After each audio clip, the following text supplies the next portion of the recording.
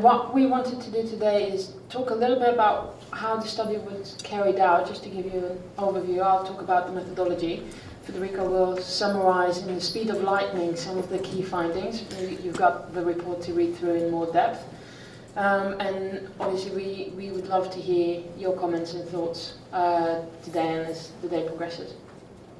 So the summit report was created following a steering group meeting where we identified the key goals, but one of the things that came out that I think is really important was initially the title was Identifying Best Practices, and following that discussion we decided to go with the word good. And the change was because we didn't want to evaluate the actual quality of the work itself. We didn't want to score points or tell anybody off. We actually wanted to use this project to share the experience, the ideas between countries. So that's a really important point to take away. We wanted to be a shared pool of knowledge for all of us to benefit from. Okay? So the study itself was based on 41 surveys and 17 interviews with professionals, and I'll go through that. Initially what we did was we approached, via the help of the hotlines that were involved, 107 professionals and invited them to take part in the study. Out of them, it was 58 that responded, so I think overall it's a very good return. The interviews were carried out either face-to-face or by phone, and all of the information was collected in 5 languages, which I think is quite an incredible task. It was in English, Italian, French, Greek, and Spanish. So, for example, with the survey we wrote them in English, translated it to the languages, had the responses, translated it back, interviews were then transcribed, so a lot of work was done. What we asked was from the 7 countries that was involved. We also approached, just to clarify, 3 particular target groups, which was law enforcement agencies, hotlines, and carers. So under carers were reception center operators, social services, and guardians. And we asked them questions about 4 themes. One was about prevention activities, anything to prevent the unaccompanied migrant minors going missing. Then about response to a report of a missing unaccompanied minor. And also the aftercare, because I think we tend to forget about that. We know that many of these children are not found, but then when they are found, then what? So we asked a lot of questions about that. And the last area was about training. So I'll actually start with the training, because obviously it's part of today. So just to give you a little bit of, where am I? Here. Here, okay. So just a little bit about the statistics and early findings. So in terms of how many of them were found, we can see that overall very few, which I think summarizes it. In terms of the sample, when we asked people how many cases they dealt with, the majority dealt with a few, but we had quite a lot of difficulty of finding professionals that dealt with it on a day-to-day basis. So we would have liked a greater sample pool of knowledge of that. I have to say, in terms of the study, it's one limitation. But what we did see is that it is a fairly common event for professionals. And again, obviously, most of these children are not found once they do go missing. We were really keen to see what kind of training is available and how professionals are trained, if at all. And I think you can see from the slides there that it's quite rare to receive any kind of training in the prevention, particularly, of cases. And our aim is, obviously, to improve prevention activities. That's from the outset. The more we can prevent it, the better.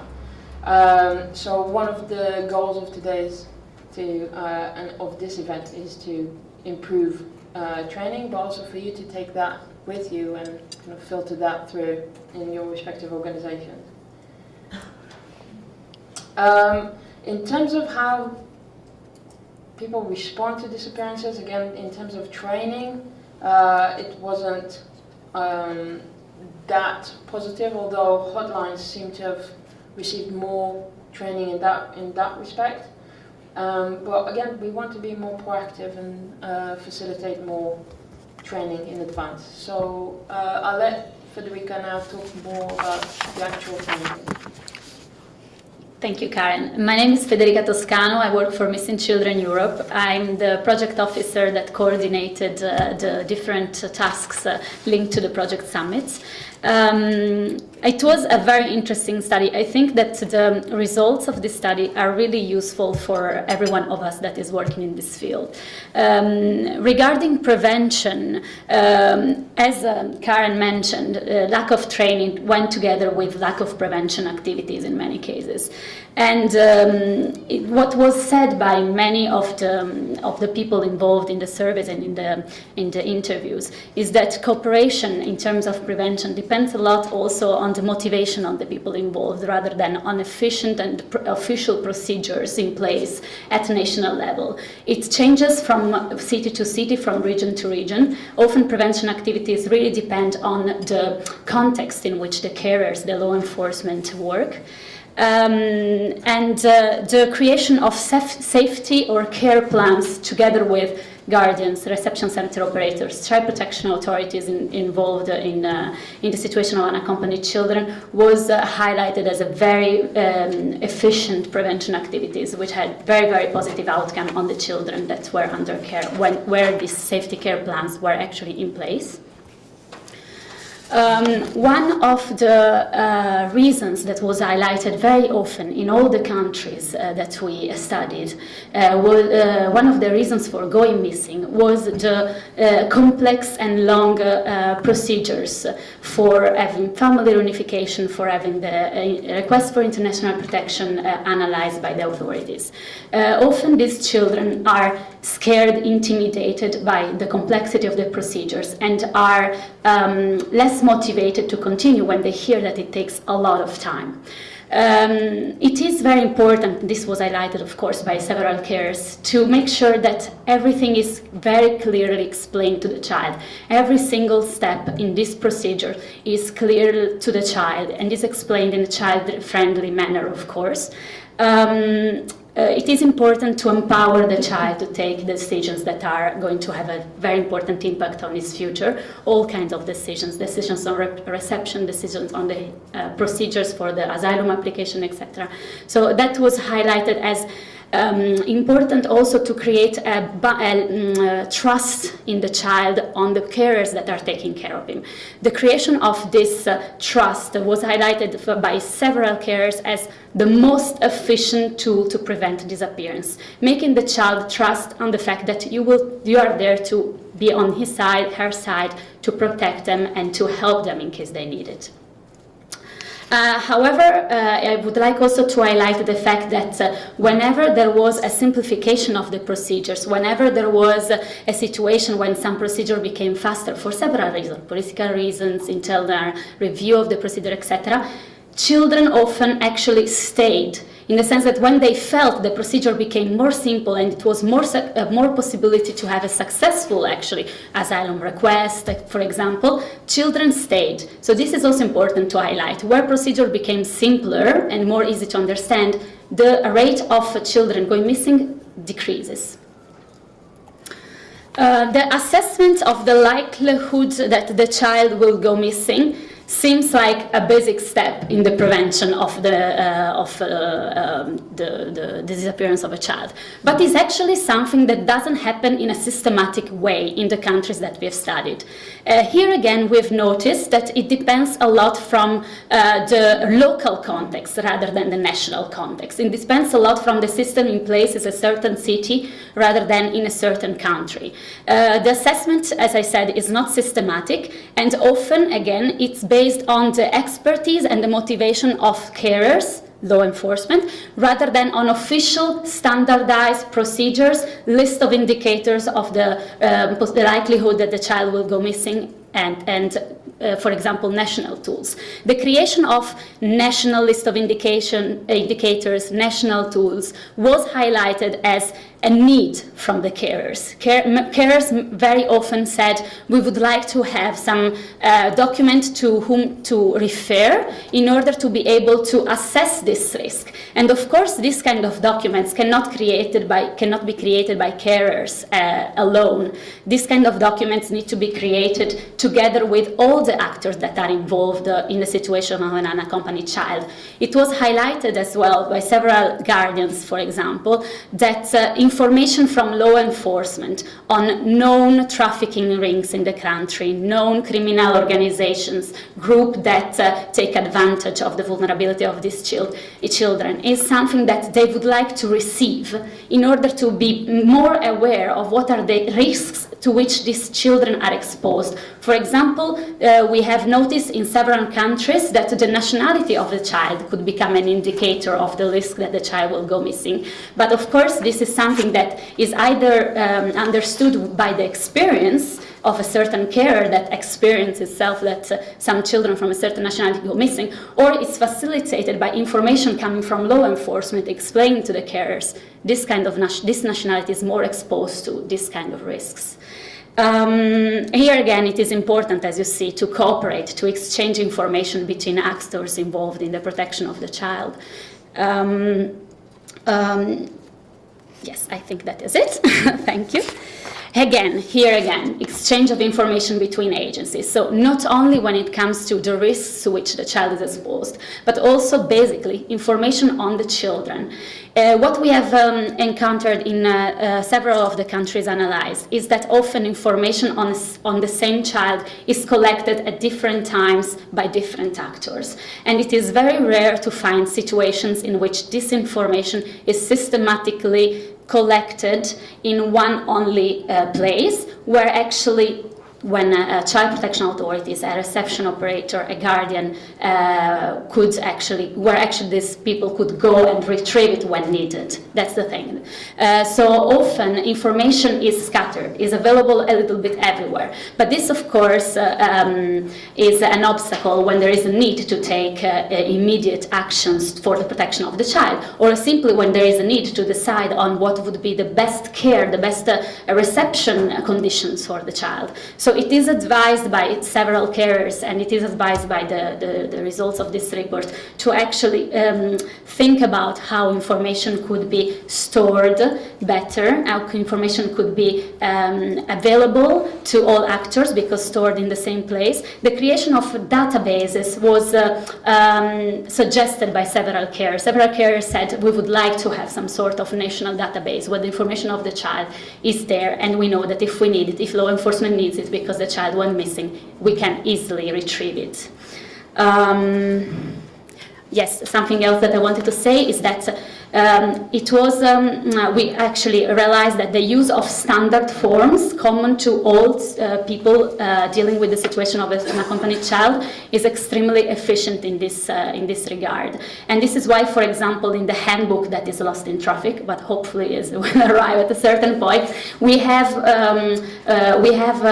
provided some of these standard forms that could be used as an inspiration for your national practices, of course. But we have seen that whenever these standard forms are available, information collected is much more detailed, is much more interesting. Also, in the case of a disappearance, it's much more useful. Here we come to the findings related to the response to a disappearance. First and foremost, we noticed that, as Delphine mentioned already, often the disappearance of an unaccompanied child is either not reported or reported late. This is something that doesn't happen normally in cases of missing children, but it happens often in cases of unaccompanied children, and this generates a lot of frustration, both on those who should report and on those who should receive the report.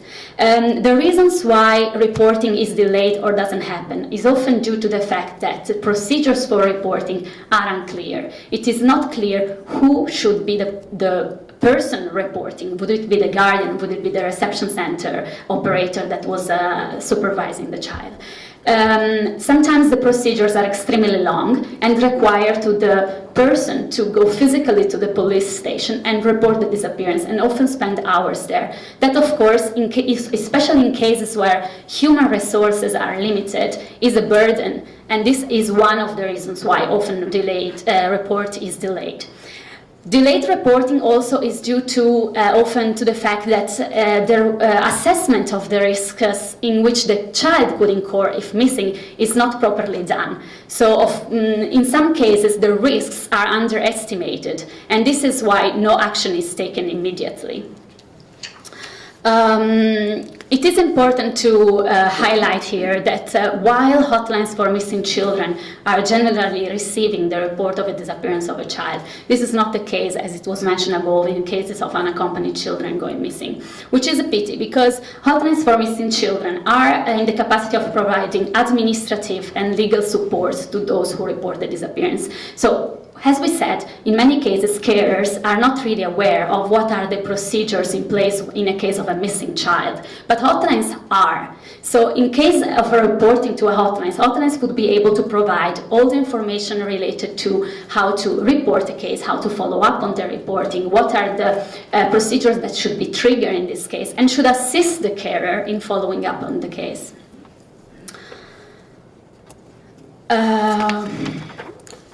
The consistency of procedures and follow-up on the case. This is also something that was found to depend a lot on region, city, rather than on official national procedures.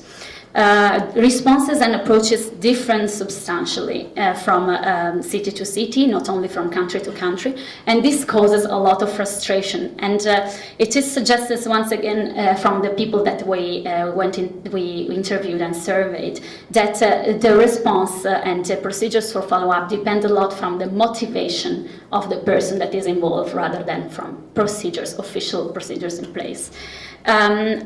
We have understood that in order to make sure that procedures are efficient, we need to work on establishing clearly what are the role, what are the tasks of each one of the actors involved in the response. This is often done, we have understood from the study, by the creation of protocols of cooperation in case of disappearance of an unaccompanied child.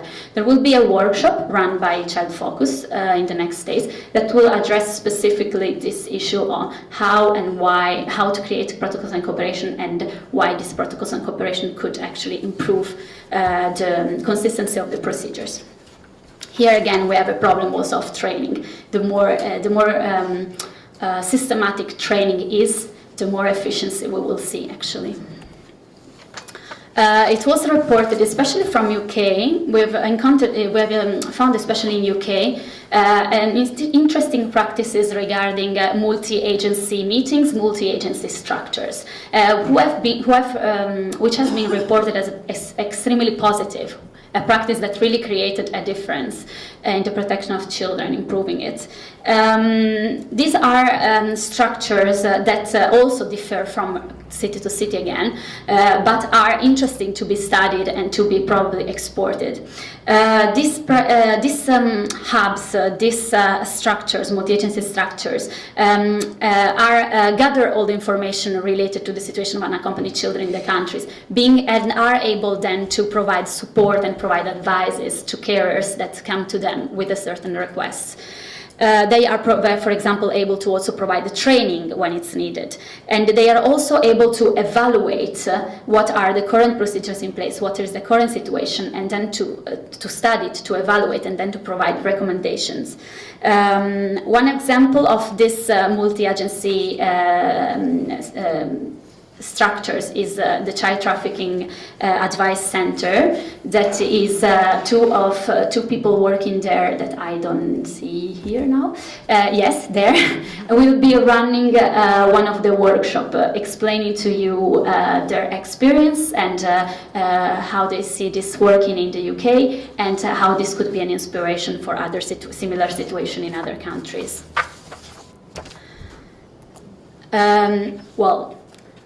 here, another big problem that we've encountered in the study is the lack of cross-border cooperation.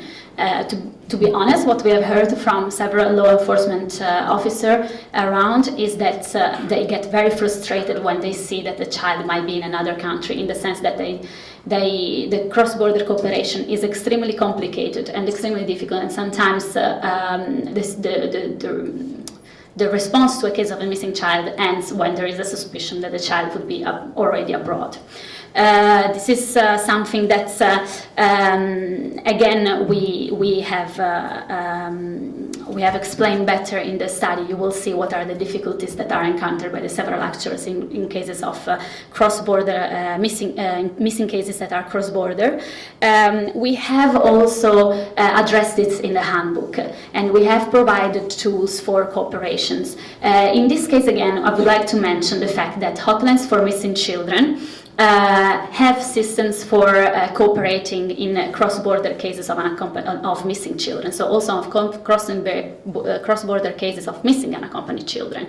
They have actually procedures in place. There are templates that they use systematically, and they are monitored as well by the organization that runs the network of hotlines for missing children, that is Missing Children Europe. And this is well explained in the handbook.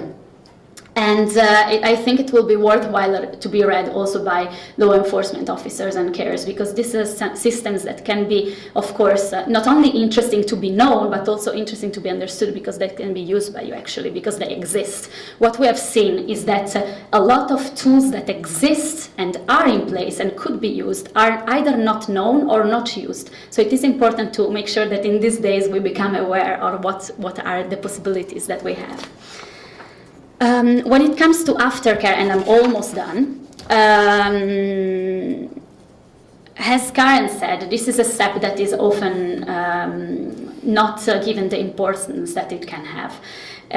One of the practices that has been more successful apparently in the countries is to proceed with an interview of the child, of course operated by people that are prepared to have an interview with the child, that are trained in this, and that this information that is collected through the interview is actually taken into account again when creating a safety care plan, when assessing the risks to which the child can be exposed.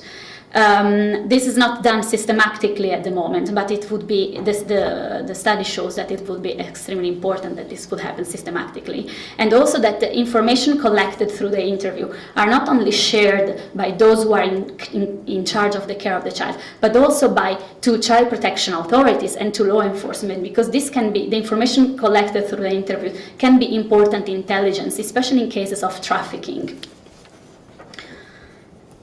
Another important thing that needs to be taken into account, especially by law enforcement, is that often carers are frustrated because they are not informed on how the case of a missing child ended, or what is the status of the follow-up. Again, here we see the importance of exchanging information and having a structured cooperation between carers and law enforcement, because it is important that as soon as we have the law enforcement has some information on the unaccompanied child that went missing, or that in case they don't have, they are in touch with the carers that were before working with the child, because there may be some information that will come up later. They may have now obtained some information that could be important for the follow-up, but it's also important for the carers that were actually with the child to know what happened to the child if this happened. As you've seen from the statistics that were presented by Karen before, many cases carers as well, not only law enforcement, told us that the child is not found, but in many cases they also told us, we think we don't know where the child is, but we are not really sure if someone, child protection authorities or law enforcement, know where the child is, because no one told us. So it is very important again to make sure that the cooperation is structured. So here you have the contact details, my contact details and Karen contact details, and we will be happy to reply to your questions later, but we will also be happy to follow up with you on specific issues in case you will have some after the meeting as well. So don't hesitate to write them down and to contact us in case you have specific questions. Thank you.